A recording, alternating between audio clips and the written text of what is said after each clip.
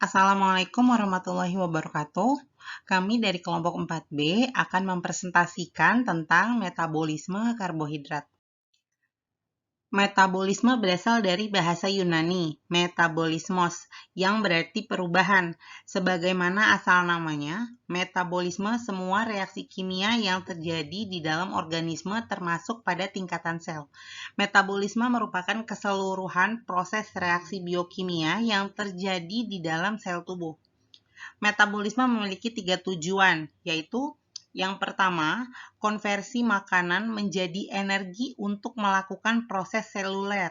Yang kedua, konversi makanan atau bahan bakar menjadi bahan penyusun protein, lipid, asam nukleat, dan beberapa karbohidrat. Yang ketiga, pembuangan limbah nitrogen. Reaksi yang dikatalis oleh enzim ini memungkinkan organisme dapat tumbuh dan berkembang biak, mempertahankan strukturnya, dan merespon lingkungannya. Metabolisme merupakan salah satu ciri makhluk hidup pada manusia. Metabolisme akan mencerna makanan untuk kemudian diolah menjadi energi. Selain bertujuan untuk membentuk energi, metabolisme memiliki fungsi sebagai berikut. Yang pertama, mengganti sel atau jaringan yang rusak. Yang kedua, respirasi jaringan pada tubuh. Yang ketiga, pertumbuhan jaringan tubuh. Yang keempat, penyusun unit pembangun sel. Yang kelima, menghasilkan energi dari perubahan zat-zat makanan yang ada pada tubuh. Berdasarkan tujuannya, metabolisme dibagi menjadi dua bentuk, yaitu anabolisme dan katabolisme. Yang pertama, anabolisme terjadi ketika reaksi kimia menyusun senyawa sederhana menjadi senyawa kompleks.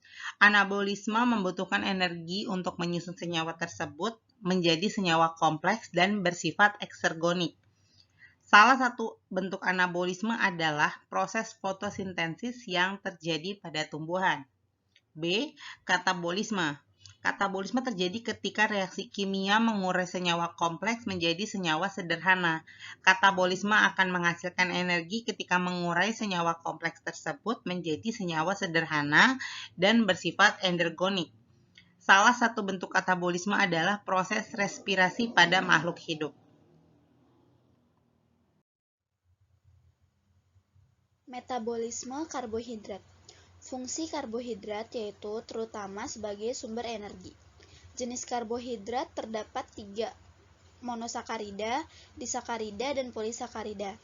Salah satu yang dapat diabsorpsi yaitu monosakarida. Monosakarida sendiri terbagi menjadi 3, yaitu glukosa, fruktosa, dan galaktosa. Skema dasar metabolisme karbohidrat. Yang pertama berasal dari asam amino dan gliserol, kemudian diubah menjadi glukosa. Glukosa sendiri bisa menghasilkan glikogen dan juga sebaliknya. Dari glukosa ini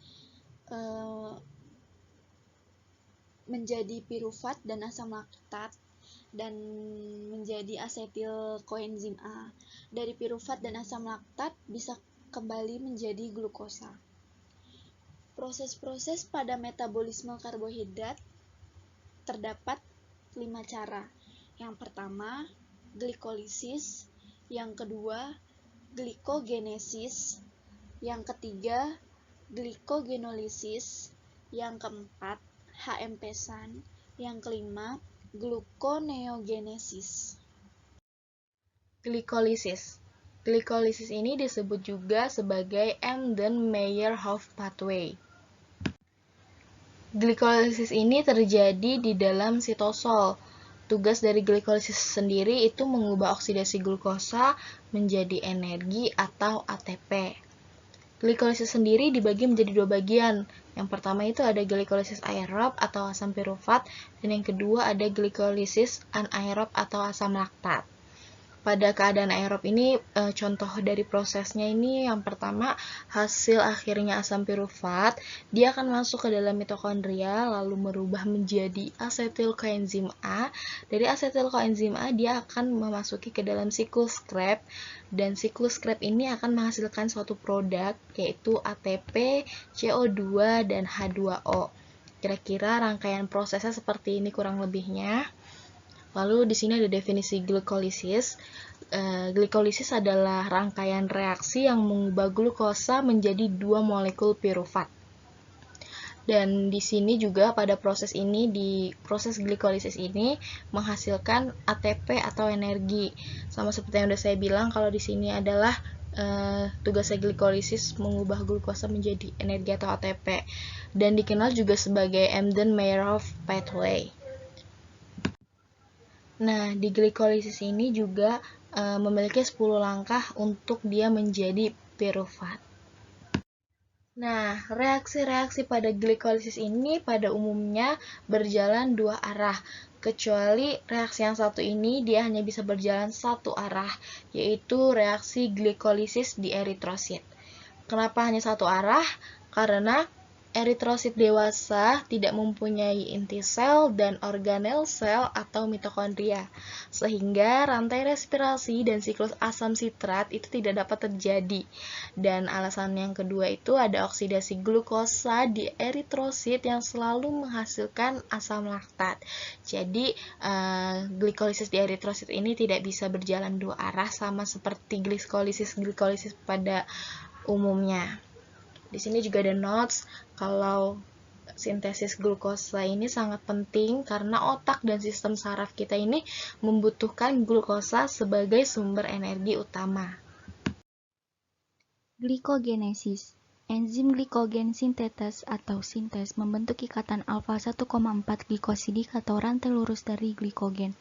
Enzim pencabang atau branching enzim membentuk ikatan alfa 1,6 glikosidik atau rantai cabang dari glikogen. Molekul glikogen seperti pohon plus cabang plus rantingnya. Sintesis glikogen dari glukosa terjadi di dalam hati dan otot. Reaksi pertama, glukosa plus ATP, glukosa 6P plus ADP. Reaksi kedua, glukosa 6-P, glukosa 1-P. Reaksi 3, glukosa 1-P plus UTP, UDPG plus prifosfat.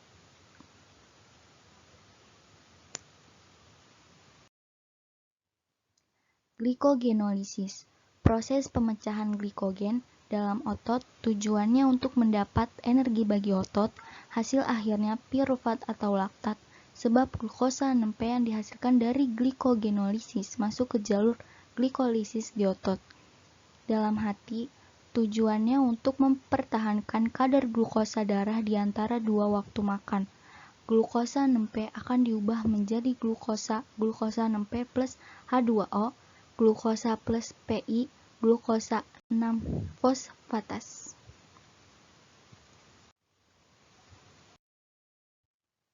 Enzim glukosa 6-fosfat terdapat di hati, ginjal, dan epitel usus atau tetapi tidak terdapat di otot. Enzim glikogen fosforilase memutus ikatan alfa 1,4 glikosidik dari glikogen. The branching enzim memutuskan ikatan alfa 1,6 glikosidik.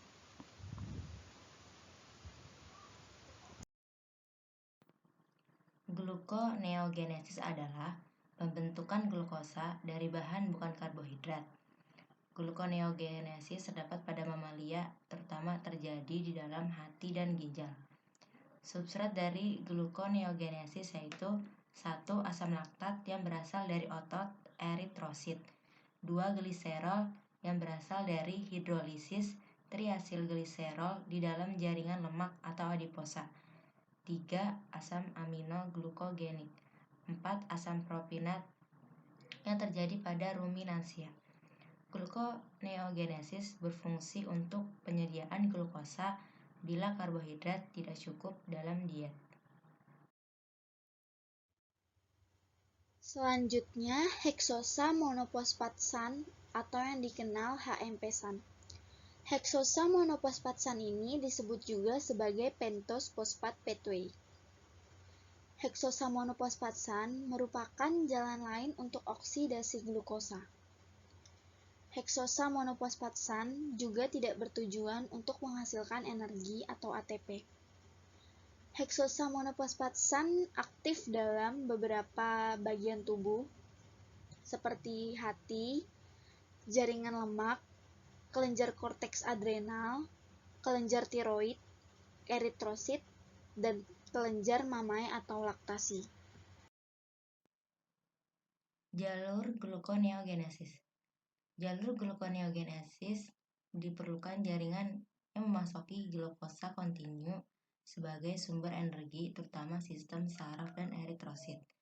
Enzim-enzim yang membantu prosesnya gluconeogenesis yaitu 1. Pirufat karboksilase, 2. Fosfoenol pirufat karboksikinase, 3. Fruktosa 1,6 bifosfatase, 4. Glukosa 6 fosfatase. Langkah-langkah jalur gluconeogenesis yaitu dimulai dari gluconeogenesis di mitokondria dengan pemesanan oksaloasetat oleh karboksilasi pirufat. Lalu, oksaloasetat direduksi menjadi malat menggunakan NADH. Dan malat itu menjadi oksaloasetat menggunakan NADH di dalam sitosol. Kemudian, oksaloasetat didekarboksilasi dan membentuk difosforilasi untuk membentuk fosfoenol pirufat menggunakan enzim. Fruktosa 1,6 bifosfatase mengubah fruktosa 1,6 bifosfat menjadi fruktosa 6 fosfat. Kemudian glukosa 6 fosfat terbentuk dari fruktosa 6 fosfat. Glukosa 6 fosfat dapat digunakan dalam jarum metabolisme lain atau terdefosforilasi menjadi glukosa bebas. Dan gluconeogenesis akhir yaitu gula-gula yang terjadi di dalam lumen dari retikulum endoplasma di mana glukosa 6 fosfat dihidrolisis oleh glukosa 6 fosfat dihidrolisis oleh glukosa 6 fosfatase untuk menghasilkan dan melepaskan fosfat anorganik. Glukosa darah. Glukosa dapat dipakai oleh semua jaringan tubuh yang disimpan di hati dan otot, yaitu glikogen, dan yang disimpan di jaringan lemak, yaitu triasilgliserol. Sumber glukosa darah yang pertama berasal dari karbohidrat makanan, yang kedua berasal dari glikogenolisis hepar, yang ketiga berasal dari gluconeogenesis. Hormon yang mengatur glukosa darah ada hormon insulin, hormon dari kelenjar hipofisa anterior yaitu growth hormone, kemudian ada hormon kelenjar medula adrenal yaitu epinefrin dan glukagon. Pengaruh hormon. Pada saat keadaan kadar glukosa darah menurun, maka akan merangsang sekresi hormon glukagon. Dan keadaan kadar glukosa darah naik, maka akan merangsang sekresi hormon insulin. Ketika keadaan darurat, maka akan merangsang sekresi hormon adrenalin.